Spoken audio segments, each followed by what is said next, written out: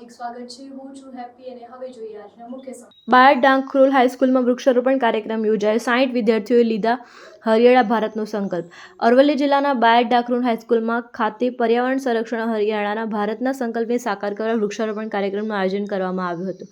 કાર્યક્રમની શરૂઆત શાળાના આચાર્યોએ વૃક્ષોના મહત્વ અંગે માર્ગદર્શન આપી કરી હતી। તેમણે વિદ્યાર્થીઓને વધુમાં વધુ વૃક્ષો વાવવા તેમજ તેનું નિયમિત જતન કરવાની પ્રેરણા આપી હતી। ત્યારબાદ શાળાના પરિસરમાં વિવિધ પ્રકારના છાયાદાર અને ફળાઉ વૃક્ષોના રોપાઓનું વાવેતર કરવામાં આવ્યું હતું। આ કાર્યક્રમમાં આચાર્ય, શિક્ષણગણ, સ્ટાફ મિત્રો અને આશરે 60 વિદ્યાર્થીઓએ ઉત્સાહભેર ભાગ લીધો હતો।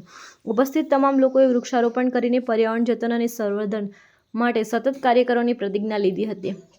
કાર્યક્રમના અંતે આચાર્યએ તમામ વિદ્યાર્થીઓ અને સ્ટાફ મિત્રોને આભાર વ્યક્ત કર્યો હતો અને પર્યાવરણ પ્રત્યે જાગૃતિ ફેલાવતા આ વૃક્ષારોપણ કાર્યક્રમનું સફળતાપૂર્વક અને ઉત્સાહપૂર્ણ વાતાવરણમાં સમાપન થયું છે।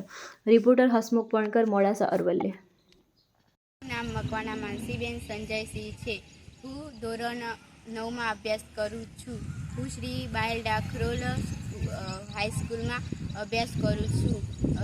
અહીંના શિક્ષકો ખૂબ સરસ ભણાવે છે। અમે પહેલાં જ્યારે અહીંયા નહોતા આવ્યા ત્યારે અમને એવું લાગતું હતું કે અહીંયા જવું અમારું ખોટું ડિસિઝન છે, પણ મમ્મી પપ્પાએ એમ કીધું કે અહીંયા જાઓ, અહીંયા ખૂબ સરસ છે, અહીંયાનું વાતાવરણ સારું છે, તમને ના ફાવે તો બીજી સ્કૂલમાં મોકલશું એમ કરીને અમે અહીંયા આવ્યા હતા। પછી અમને ખબર પડી કે અહીંયા આ બી સ્કૂલ બહુ જ સરસ આ સ્કૂલમાં બહુ સરસ ભણાવે છે અને અહીંના શિક્ષકો પણ ખૂબ સરસ ભણાવે છે। અમને ના આવડે તો અમારી પાસે જ બેસીને અમને સારી રીતે શીખવાડે છે। હાઈસ્કૂલમાં અભ્યાસ કરું છું। હું ધોરણ 9માં અભ્યાસ કરું છું।